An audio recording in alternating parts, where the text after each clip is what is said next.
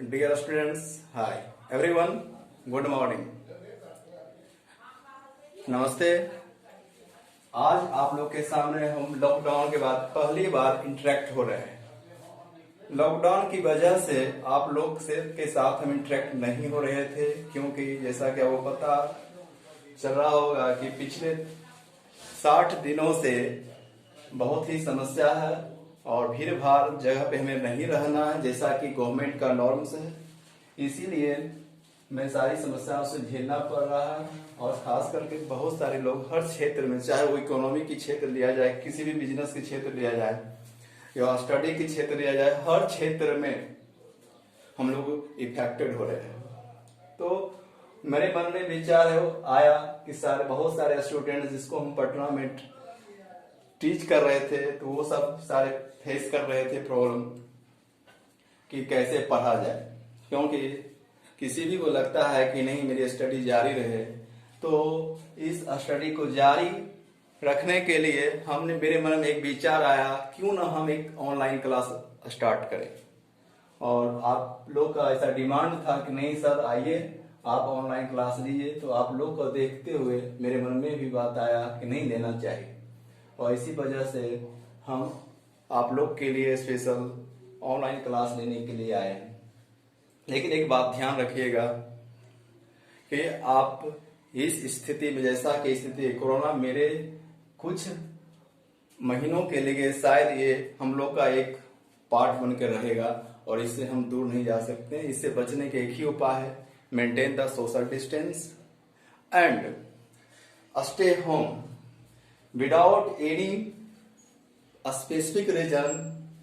आप बाहर नहीं जाएं ताकि आप अपने दुश्मन को घर पे नहीं ला सके। तो इस चीज से बचते रहना है आपको। और इसी वजह से हम ऑनलाइन क्लास भी स्टार्ट किए हैं ताकि आप लोग की समस्या ना हो। That's why. तो ये सब बात है और मैं चाहता हूं कि हमसे जितना बेनिफिट ले सके।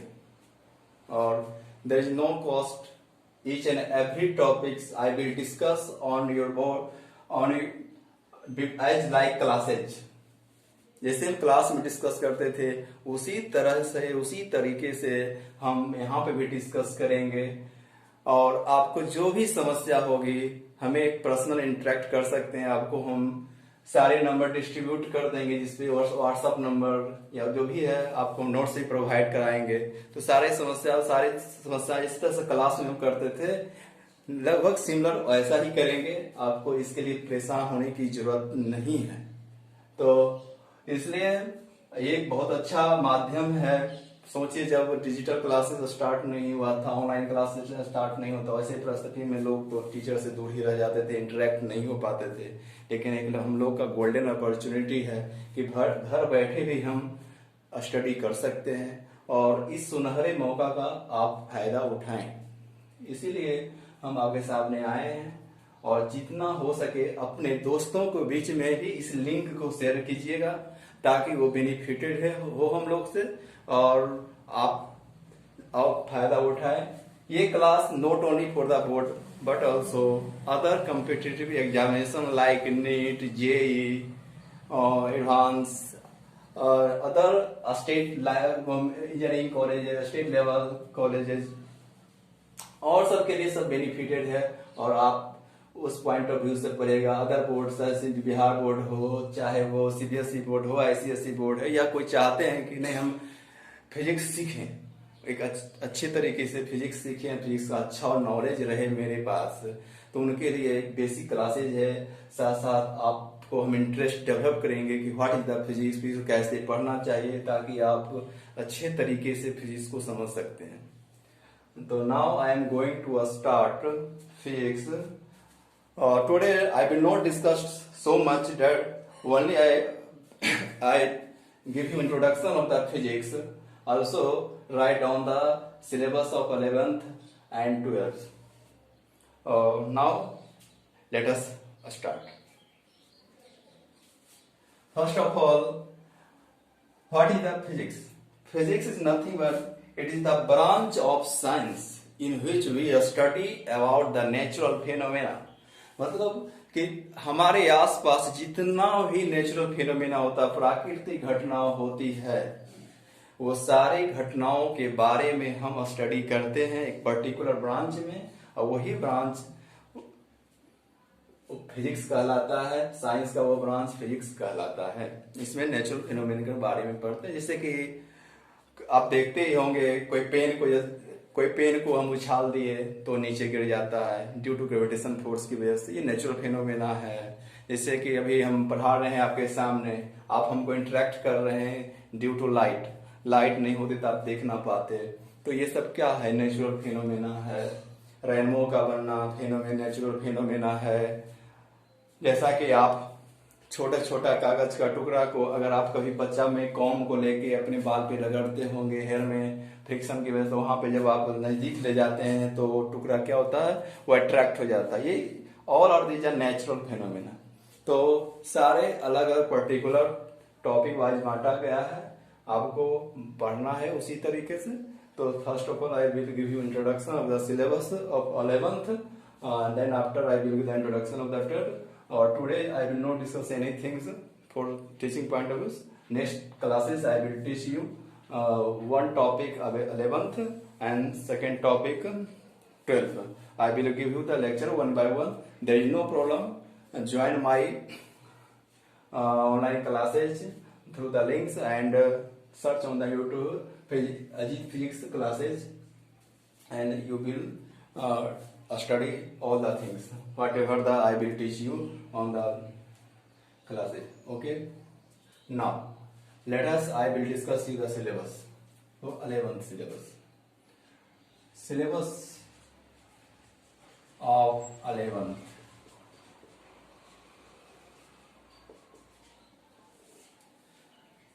इसमें आपको मेजर रूप से पढ़ना है फर्स्ट टॉपिक, जिसको बोलते हैं हम लोग मैकेनिक्स पढ़ना है। और मैकेनिक्स के अंदर दो चीज आता है, एक को हम लोग बोलते हैं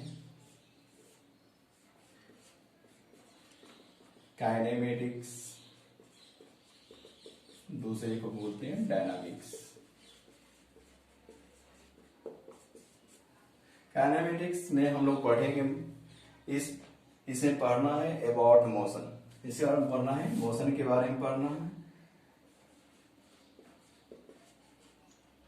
और बट कॉज ऑफ मोशन के बारे में नहीं पढ़ना है। But I will not study about cause of motion.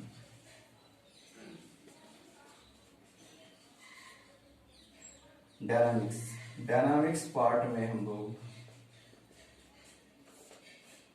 पढ़ते हैं कॉज ऑफ मोशन। ये सब आपको लिखने की जरूरत नहीं है, जस्ट हम डिस्कशन करें पढ़ना क्या। तो कॉज ऑफ मोशन में मैंने दो पार्ट पढ़ेंगे, एक पढ़ेंगे फोर्स, दूसरा पढ़ेंगे हम लोग फ्रिक्शन। तो ये टॉपिक आपको पढ़ना है मैकेनिक्स में। यहाँ पे ये काइनेमेटिक्स डायनामिक्स करके दो आएगा टॉपिक आपको। उसके बाद हम लोग इसी के थ्रू फिर आगे हम लोग को पढ़ना है। तो आगे पढ़ना है फिर हम लोग को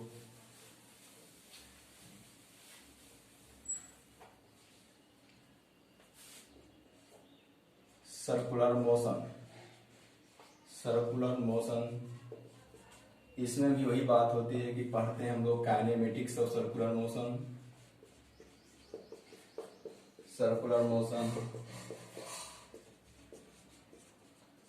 फिर dynamics of circular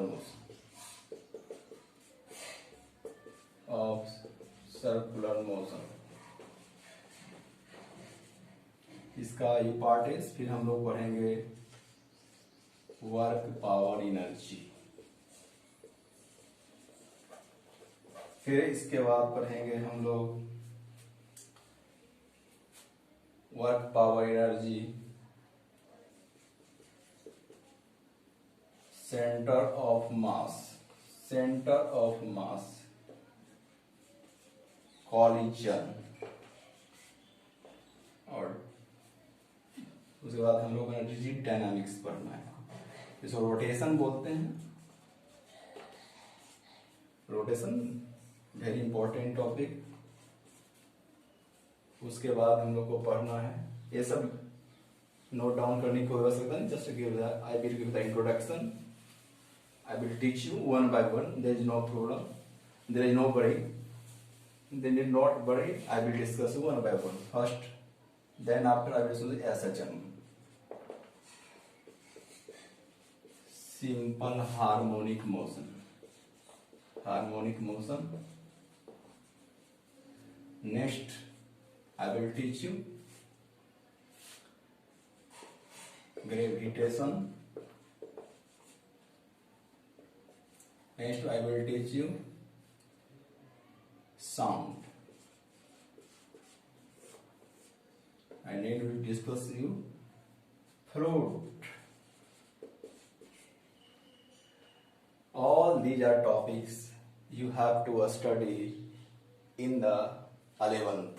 Also you have one more topics. The topic's name is properties of matter. Properties of matter. So then I have introduced the syllabus of the 11th. These are the topics you have to study for the 11th classes, and next I will introduce the syllabus of the 12th, because I have to teach you one by one. And those students belongs to the 12th classes, I want to see the lecture one by one. I will start the first chapter, electrostatics. Particularly, today I am discussing the only syllabus. Not I will teach you any things, but only I will discuss the syllabus. Now, I will introduce the syllabus of 12th. So, 12th syllabus. First of all, you have to study electromagnetic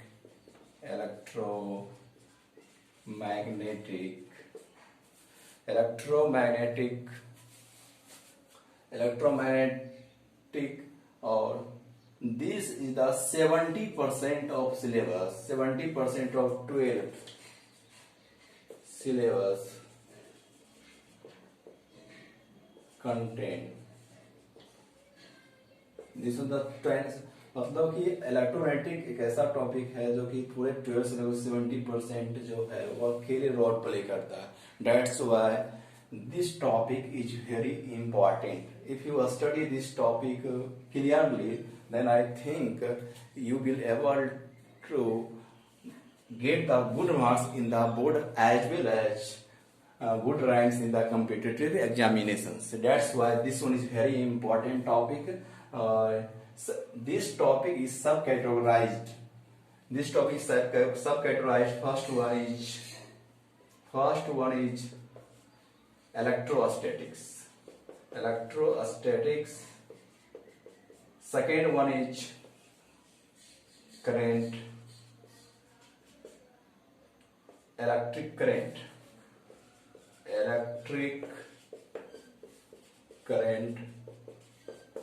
Third one is magnetic effect of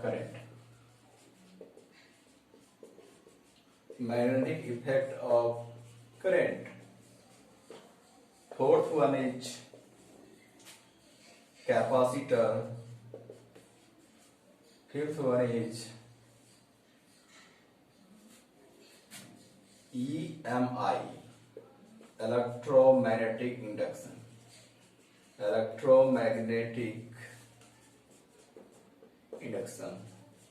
This topic is very important. This topic plays very important role in the physics, particularly in the 12th. Do you know if you how much आपको पता है जैसा electricity is आप जो होगा मेरे लिए हम लोग के लिए मानव समाज के लिए अभिन्न अंग है। इसके बिना कुछ भी हम लोग करना शायद कुछ भी करना मुश्किल हो जाता है। और EMI जो दिया गया हो फैराडे के द्वारा दिया गया था, और ये इसी सिद्धांत पर, इसी थ्योरम पे हम लोग इलेक्ट्रिसिटी जनरेट करते हैं। इसलिए this one is very important topic when I will discuss you, when I have come this topic, then you I will discuss you very very deeply and make you very clear। और मैं पहले ही बता दिया कि बहुत ही interested topic है कि नहीं, जानना चाहिए कि कैसे इलेक्ट्रिसिटी पैदा होता है। तो इंट्रोडक्शन उसमें हम देंगे। सिक्स जो टॉपिक अब होगा वो आपका होगा अल्टरनेटिंग करंट। अल्टरनेटिंग करंट जिसको हम लोग शॉर्ट में बोलते हैं एसी, इसको शॉर्ट में बोलते हैं एसी। तो अल्टरनेटिंग करंट, जैसा कि हमको पूरे 12th के सिलेबस में देखा जाए तो करंट 80% सिलेबस में आपको डीसी के बारे में पढ़ाया जाएगा, डायरेक्ट करंट के बारे में। लेकिन रियल लाइफ में देखा जाए तो most of cases, every places, somewhere except somewhere, all the places हम जो यूज करते हैं वो अल्टरनेटिंग करंट को ही यूज करते हैं, क्योंकि इसको one place to another place very less time में हम इसको ट्रांसपोर्ट कर सकते हैं, वेरी इसको ज्यादा अमाउंट में इसको कम ज्यादा कर सकते हैं। और transfer with the help of transformer तो आएगा, जब वो टाइम आएगा तो हम आपको बताते ही रहेंगे कि कैसे क्या होगा नहीं होगा। लेकिन it is very important topic ऐसी अल्टरनेटिव करंट। और last one in subcategorized, because electromagnetic is subcategorized in the 7th part. The last topic is electromagnetic wave. Electromagnetic wave. Then बस आपको देखने में लग रहा है कि इलेक्ट्रोमैग्नेटिक एक वर्ड है, एक टॉपिक है, लेकिन देखिए कितना लार्ज टॉपिक है। इसलिए हम लोग अगर बोलते हैं कि 70% ऑफ सिलेबस 12 का अगर वो कंटेन करता है इलेक्ट्रोमैग्नेटिक, तो इसमें कोई दुमत नहीं है, क्योंकि बहुत ही सेपरेटाइज करके इसको पढ़ाया जाता है और रियल लाइफ बहुत इसका use. Now next topic I will you have to study in the 12th। I will discuss you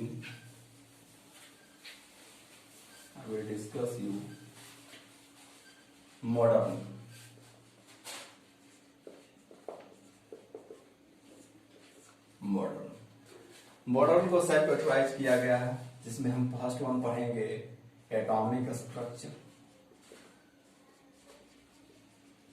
दूसरा पढ़ेंगे हम न्यूक्लियर फिजिक्स, फिर हम पढ़ेंगे थर्ड वन सेमीकंडक्टर, और एक टॉपिक और इसे पढ़ना है हम लोग को, बहुत ही इंपॉर्टेंट है, और उस टॉपिक का नाम है photo electric effect. Photo electric effect आपको ये सब पता होना चाहिए कि आइंस्टाइन को इस घटना को, इस डिस्कवरी के लिए कि ऐसा होता है, इस डिस्कवरी को फर्स्ट टाइम बताया था और वो प्रूव किया था, उसी के लिए उनको नोबेल प्राइज दिया गया था। तो photo electric effect is very very important incident, it is very useful nowadays. That's why I will discuss you very clearly when I will teach you the photoelectric effect. Next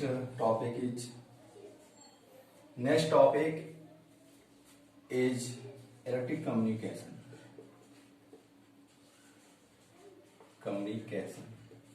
So all these topics you have to study in the 12th classes. There are nobody. Last one optics, इसको बोलते हैं हम लोग light, इसको categorise किया गया है दो पार्ट में। एक को हम बोलते हैं जियोमेट्रिकल लाइट, और दूसरे को हम लोग बोलते हैं वेव ऑप्टिक्स। लाइट बोले या ऑप्टिक्स बोले, there is no problem, because both the word have the same meaning. That's why nothing is a difference in the light or between light and the optics. Both have the same word, have the same meaning. This one was that, but these are the topics you have to study in the 12 classes. That's why you have to study very consciously and clearly. I will give you the lecture one by one. You have to pay the attention. I will give you have to pay the attention, or you have to be conscious when I will teach you. I always go to the my own link on the YouTube and subscribe the channel, और ज़्यादा से ज़्यादा share करें अपने मित्रों के साथ, ताकि वो आपके मित्र भी बेनिफिटेड हो, और उनसे अदर जितने भी मित्र हैं उनसे वो मतलब लिंक बना रहेगा तो और फायदा होगा कि नहीं, आप लोग बेनिफिट अपने मित्र फायदा देंगे। इस तरह से जितना हो सके बेनिफिट उठा सकें, कि लॉकडाउन में हम लोग आपके लिए स्पेशली ऐसा अरेंज किए हैं ताकि आप हमसे बेनिफिटेड हों, और आपके लिए पर्टिकुलर हम इतना टाइम दे रहे हैं तो इस टाइम को आप भी बर्बाद ना करें। आप भी उस टाइम में पर्टिकुलर टाइम में आके कभी भी आप जाके मेरे चैनल पर जाके आप वहां पर कोई भी टॉपिक को अच्छे से पढ़ लीजिएगा, ताकि आपको फ्यूचर में बहुत काम आएगा। साथ ऐसा ना भूलें, साथ में जरूर जिस तरह से हम क्लास में नोट्स बनाते हैं सिमिलरली आपको एक कॉपी कलम लेके बैठना है, अच्छे तरीके से समझना है। जहाँ प्रॉब्लम आता है रुक के सोचना है, अगर नहीं समझ में आता फिर हमसे पर्सनली आपको हम नंबर अपना शेयर कर देंगे, व्हाट्सएप नंबर या फोन नंबर, आप आके हमसे कांटेक्ट कीजिएगा। आई will discuss next day, I will discuss on the board की व्हाट इज द प्रॉब्लम। तो आपको हम वो टॉपिक पहले डिस्कस कर देंगे, तो नेक्स्ट फिर हम उस लेक्चर से आगे बढ़ेंगे। तो आज का क्लास यहीं पे हम अपने वाणी को विराम देते हैं। That's all, thank you. चलो।